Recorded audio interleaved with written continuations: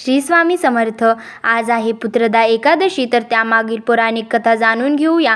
धर्मराज युधिष्ठिरांनी विचारले, मधुसूदन, श्रावण महिन्याच्या शुक्ल पक्षात कोणती एकादशी येते, तिचा विधी कसा आहे ते सविस्तर सांगण्याची कृपा करावी. भगवान श्रीकृष्ण म्हणाले, राजन, प्राचीन काळातील गोष्ट आहे. द्वापरयुगाच्या प्रारंभीचा काळ होता. माहिष्मतीपूरच्या महिजित राजाला संतती नसल्याने त्यांचे राज्य त्यांना सुखद वाटत नव्हते. स्वतःची बिकट अवस्था पाहून त्यांना खूप चिंता वाटू लागली. एकदा ते प्रजेला म्हणाले, प्रजाजन हो, या जन्मात माझ्याकडून कोणतेही पाप कर्म झालेले नाही. मी राजकोषात केवळ न्यायोपार्जित धन संग्रहित केलेले आहे. ब्राह्मण आणि देवतांचे धन देखील मी कधी घेतले नाही. प्रजेचे पुत्रवत पालन केले आहे. धर्माचराने पृथ्वीवर राज्य केले आहे.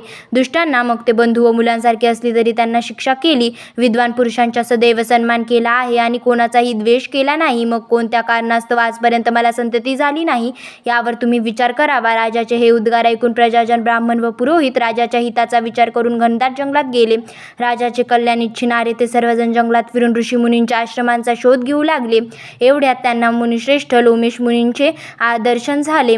लोमेश मुनी धर्माचे तत्वज्ञ, सर्व शास्त्रांमध्ये पारंगत, दीर्घायुषी आणि महात्मा होते. ते ब्रह्मदेवासमान तेजस्वी आहेत. त्यांच्या शरीरावर लव आहेत. एक एक कल्प पूर्ण झाल्यावर त्यांच्या शरीरावरील एक एक लव भंगतो, गळून पडतो. म्हणून त्यांचे नाव लोमेश पडले. ते महामुनी त्रिकाळज्ञानी आहेत. त्यांच्या दर्शनाने सर्वांना अत्यानंद झाला. त्या लोकांना पाहून लोमेश मुनींनी विचारले, तुम्ही सर्वजण येथे कशासाठी आला आहात? येथे येण्याचे कारण सांगावे.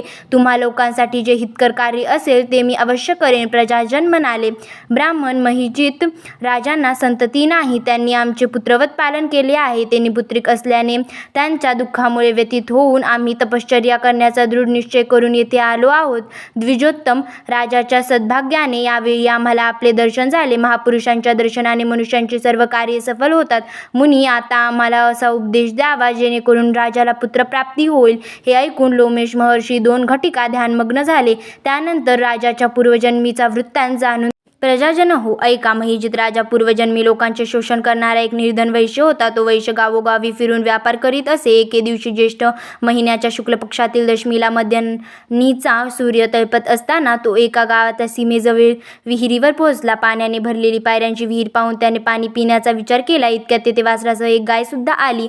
वैश्याने पाणी पित असलेल्या गायीला हाकलले आणि स्वतः पाणी पिऊ लागला. त्याच पापकर्मामुळे राजा या जन्मी निपुत्रिक आहे आणि त्याही पूर्वी एका जन्मातील पुण्याईमुळे राजाला या जन्मी निष्कंटक राज्य मिळाले आहे.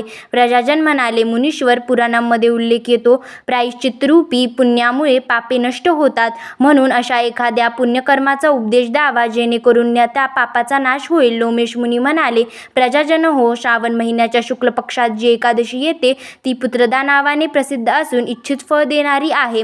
तुम्ही तिचेच विधिवत व्रत करा. हे ऐकून प्रजाजनांनी मुनींना नमस्कार केला आणि नगरात येऊन पुत्रदा एकादशीची विधिवत व्रत केले. त्या दिवशी त्यांनी जागरण सुद्धा केले आणि त्याचे पुण्य राजाला अर्पण केले. त्यानंतर राणी गर्भवती झाली. कालांतराने तिने एका सुदृढ पुत्राला जन्म दिला. या एकादशीचे महात्म्य ऐकून मनुष्य सर्व पापातून मुक्त होतो आणि इहलोकी सुखी होऊन परलोकी स्वर्गीय गती प्राप्त करतो. श्री स्वामी समर्थ.